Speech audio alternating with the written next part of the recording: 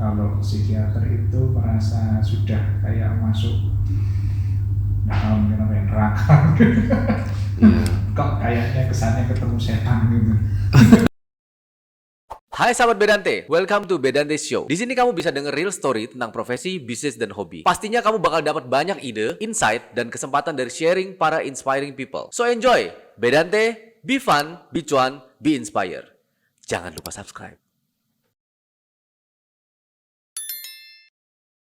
Dan sebenarnya enggak juga ya, kita sebenarnya juga manusia biasa sih. Kita prinsipnya membantu secara terapinya kan kita dua tadi. Kalau psikolog hanya psikoterapi, kalau psikiater itu farmakoterapi dan psikoterapi. Ya, jadi kita pendekatannya dua. Kayak tadi Ci Dewi saya pernah konsultasi itu saya nggak pakai obat sama sekali. Jadi memang nggak perlu semua. Kalau semua psikiater juga nggak selalu harus dikasih obatnya. Jadi kita sendiri tahu batasan mana yang harus dikasih obat, mana yang tidak. Jadi nggak semua kalau melulu ketemu psikiater itu bayangannya pasti dicekoki obat. Nggak juga ya, lihat dari kadarnya juga ya. Tergantung problemnya lah. Kalau memang dia problemnya bukan yang perlu kita kasih obat, saya beberapa kali nggak saya kasih, cuma konseling aja. Dan tidak ada masalah ya sudah. Ada perkembangannya. Nah, kalau untuk dari dokter sendiri nih ilmu psikiater ini, apakah ada perkembangannya nggak dok? Karena kan kalau kita lihat kan ada seminar-seminar mengenai jantung lah, mengenai apa loh, penyakit ini nambah lagi. Barusan juga kita pandemi itu, baru lagi nih, dokter paru semuanya tiap hari seminar gitu kan ya istilahnya kan. Nah dari psikiater sendiri ilmu kejiwaan, apakah ada perkembangan? Selain dari banyak ya dok ya, kalau banyak banyak. Sangat luar biasa sebenarnya perkembangannya. Dari dulu yang kita mungkin dianggap jiwa itu suatu yang berbau kerasukan, berbau klinik, nggak jelas. Sekarang sudah mulai banyak yang kelihatan. Jadi perkembangan pengobatan psikiatri pun semakin berkembang maju. Kalau dulu pengobatan itu harus misalkan salah satunya di kejut listrik, ada. Sekarang sudah jauh lebih berkembang, dan jiwa ini bisa dibilang salah satu ilmu yang masih akan berkembang ke depannya. Karena kita masih kita belum menemukan alat untuk bisa mendeteksi secara langsung sebenarnya gangguan jiwa ini problemnya di mana sih. Nah itu memang kita masih seiring dengan perkembangan waktu. Dulu kita masih nggak tahu penyebab orang gangguan jiwa. Kalau sekarang ternyata sudah mulai ditemukan ada kaitan dengan neurotransmitter di otak atau hormon kimiawi di otak. Nah itu yang mendasari munculnya obat-obatan psikiatri yang berbagai macam jenis. Dan sejauh ini yang saya amati, sejauh pasien berobat secara rutin, walaupun yang kelasnya yang berat, itu bisa kembali berfungsi seperti orang normal. Bisa sembuh ya. Bisa, tapi memang kalau yang gangguan jiwa berat itu modelnya kalau saya bilang mirip diabetes. Jadi bisa dikontrol dengan obat. Sejauh minum obat teratur, dia bisa menjadi seperti orang normal. Yang beberapa case yang sangat berat memang mungkin tidak bisa 100% pulih. Tapi setidaknya kalau saya mentarget pasien-pasien saya bisa kerja. Kalaupun tidak bisa berkeluarga, setidaknya punya penghasilan. Bisa hidup dengan kemampuannya sendiri, bisa menghidupi dirinya lah, nggak bergantung ke orang lain. Karena yang biasanya yang kasihan kalau yang gangguan jiwa berat, kalau sampai orang tuanya atau saudaranya nggak ada, yang menyedihkan berakhir di panti. Ya itu yang kayak sudah nggak ada lagi jalan keluar. Nah, tadi dokter ada menyebutkan mengenai klinik, ya kan, mengenai kerasukan. Nah, kalau dari sisi psikiater sendiri, bagaimana menanggapi? Apakah percaya orang-orang yang mengklaim dirinya sebagai seorang indigo atau seperti kesurupan seperti itu dari sisi ilmu kejiwaan ditanggapi seperti apa?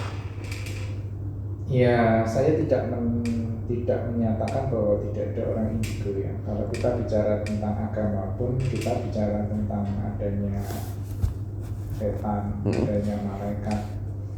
Saya tidak bisa bicara dalam hal itu karena itu beda apa ya istilahnya, beda bidang. Ya, kalau kita secara agama ya kita mengakui adanya hal-hal seperti itu. Kalau secara ilmu kejiwaan memang orang-orang yang bisa melihat yang tidak bisa dilihat orang lain, biasanya kan orang-orang indigo seperti itu, kita tetap harus melihat secara medis. Apakah ada kelainan di otak yang mendasari terjadinya itu? Ya, jadi tidak semua orang indigo itu bermasalah. Ya, jadi saya tidak akan bilang bahwa orang-orang indigo itu mengalami gangguan jiwa, enggak. Ya, kita mesti meneliti lebih jauh. Ya, bahwa dia bisa melihat makhluk halus, tapi seperti apa hidupnya. Tadi saya bilang bahwa orang mengalami gangguan jiwa tidak hanya sekedar adanya gangguan pikiran, perasaan, perilaku, tapi juga membuat dia menderita atau mengalami gangguan fungsi. Itu yang penting ya dok ya? Iya, jadi kalau indigo dan dia memang tidak ada masalah, dia secara fungsi normal, dia sendiri nggak menderita, ya itu tidak bisa dikategorikan sebagai gangguan jiwa. Iya, jadi saya sih tidak menyatakan indigo ada apa-apa, itu bisa terjadi. Orang-orang yang punya kemampuan indera keenam. Ya soalnya mungkin kan kalau tadi ada hubungannya dengan halusinasi itu kan berarti. Tapi itu pun dokter tadi mengatakan bahwa masih tetap harus diteliti lebih lanjut ya kan. Atau kita periksa lebih lanjut lah. Dan kita nggak bisa langsung bilang seperti itu. Nah dok, kalau zaman kemarin kita pandemi begitu, dokter di rumah nggak bisa praktek, gimana dok? Bisa pakai Zoom nggak? Kalau sebenarnya sekarang sudah mulai terkenal dengan istilah telemedicine. Telemedicine? Iya, di mana dokter dan pasien ini berhubungan secara virtual tadi ya, secara mungkin mau pakai aplikasi segala macam ya. Bisa. Dan jujur dibanding spesialisasi yang lain, jiwa yang paling maju dalam hal ini. Karena memang jiwa itu kan kita tidak perlu memeriksa fisik pasien. Jadi kayak konsultasi dok ya? Iya, konsultasi aja kita bisa mengamati dari raut wajah, dari apa yang diceritakan pasien. Jadi jujur di pandemi ini justru yang telemedicine-nya paling berkembang itu malah psikiatri. Karena banyak pasien yang terbantu ya. Dulu waktu COVID awal-awal kan banyak yang nggak berani ke rumah sakit. Ya, rumah sakit sendiri juga kita membatasi juga. Nggak boleh juga ya. Karena kalau terlalu banyak risiko tertular dan lain sebagainya, tertular atau menulari.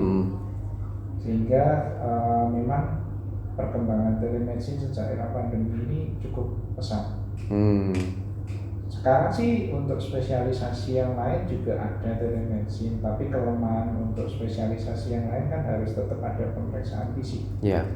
Kalau kami kalau tidak ada pemeriksaan fisik malah justru telemedicine ini sangat berkembang. Gak mungkin operasi by Zoom. Iya, makanya suruh istrinya potong sebelah kanan gitu. Iya. Itu gak mungkin. Memang perkembangannya di sana, tapi memang kita memang masih jajaki ya, dalam arti kan memang ini sesuatu hal yang baru, masih perlu mungkin aturan yang mengatur. Karena hal baru kan, jadi belum ada aturan yang resmi mengatur.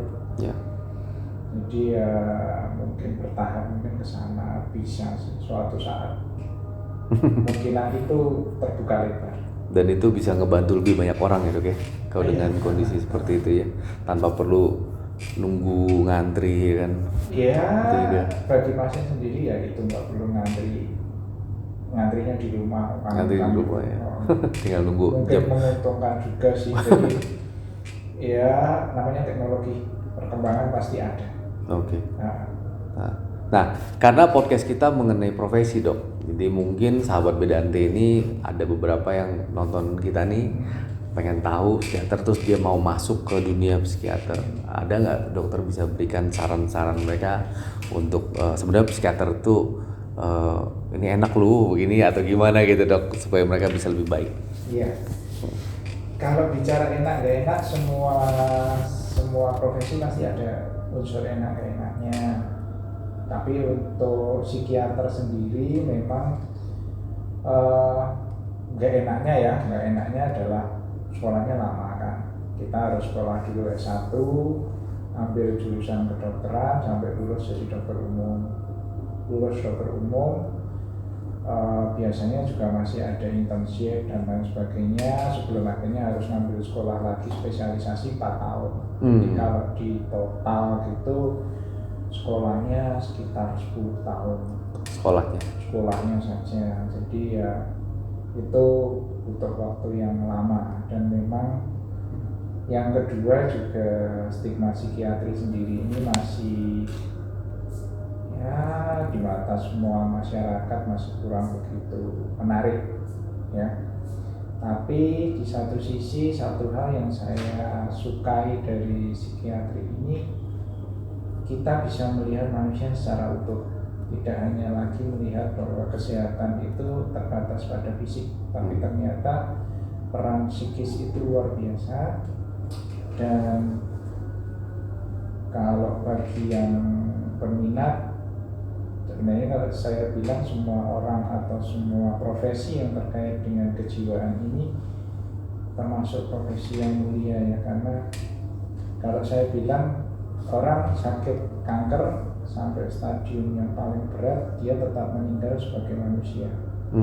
Tapi kalau kita bicara orang gangguan jiwa yang berat, keluarganya mungkin sudah berharap dia segera pergi supaya tidak membebani. Nah, kita di psikiatri ini kita berjuang untuk bagaimana memanusiakan saudara-saudara kita yang orang dengan gangguan jiwa yang berat. Kita mencoba untuk melihat dengan hati kita gimana kita bisa membantu memperbaiki hidup mereka sampai bisa senormal mungkin. Dan suatu kebahagiaan bagi semua dokter ketika melihat pasiennya itu mengalami kesembuhan atau setidaknya ada perbaikan. Jadi kalau yang tadinya dia tidak mengenal keluarga, dia bisa kembali ke keluarga, bisa bekerja, bisa hidup seperti orang normal dengan segala keterbatasannya. Itu yang kita perjuangkan lah. Sampai sekarang kita masih tetap memperjuangkan. Kita berharap juga masyarakat semakin terbuka. Sebenarnya sebelum era COVID, WHO sudah mulai mencanangkan ke arah jiwa. Sayangnya COVID muncul sehingga rencana WHO untuk ke jiwa agak tertunda karena harus fokus ke COVID. Ya, mungkin kita yang harus juga bergerak ya. Semua masyarakat bahwa jiwa bukan sesuatu aib, tapi sesuatu yang bisa kita perbaiki sama-sama. Thank you dok. Tapi bahkan setelah COVID ini, pasca COVID mungkin lebih perlu dok.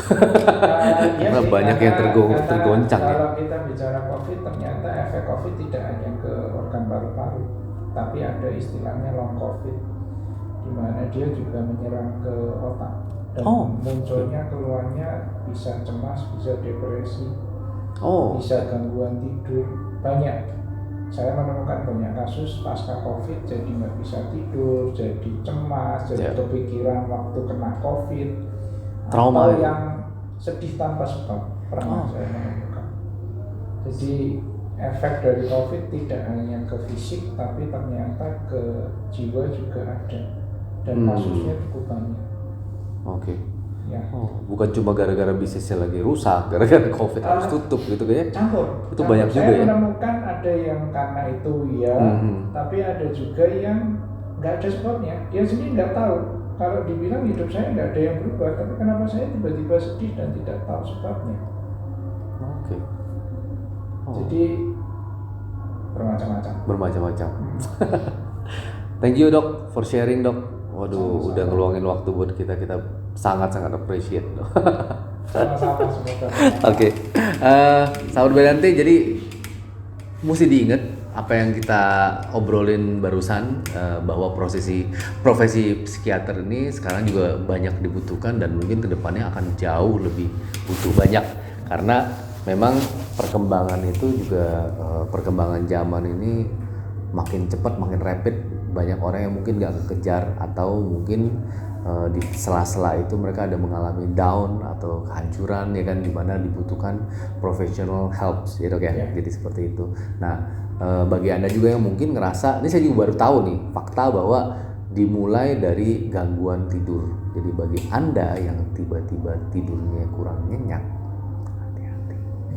Lalu bagi Anda yang suka menangis tanpa sebab, tidak diputusin, tidak ditolak, tiba-tiba nangis, dan tidak nonton drama Korea nangis, lalu segera cari bantuan, begitu ya.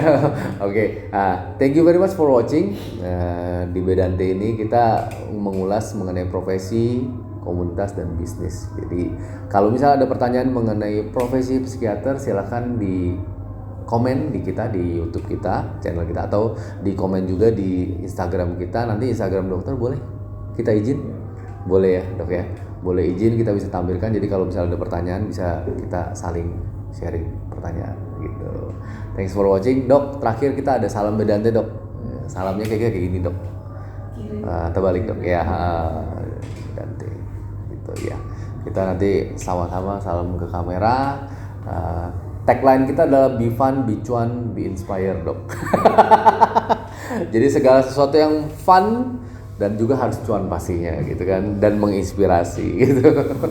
Thank you dok. Sekali lagi terima kasih banyak udah datang ke sini, udah ngobrol sama kita. Bedante, be fun, be cuan, be inspired.